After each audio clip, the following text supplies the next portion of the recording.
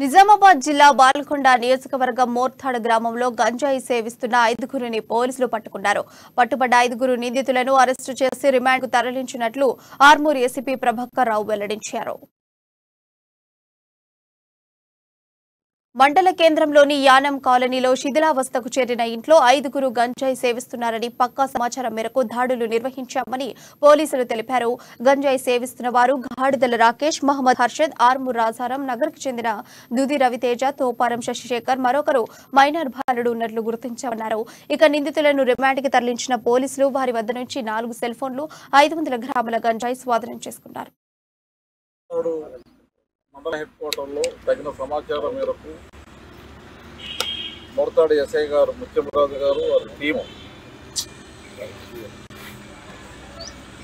Yanam colony మండల head క్వార్టర్లోని Yanam కాలనీలోని house number 17-48 హౌస్లోని ride చేస్తే దాంట్లో 5 వ్యక్తులు డ్రై గాంజా సిగరెట్లు తాగుతూ పట్టుబడ్డారు.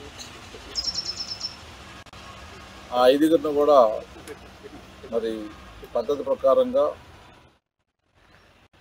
వాళ్ళ దగ్గర 500 గ్రాములు డ్రై గాంజా, తర్వాత 4 సెల్ ఫోన్లు, 3 బైకులు, మరి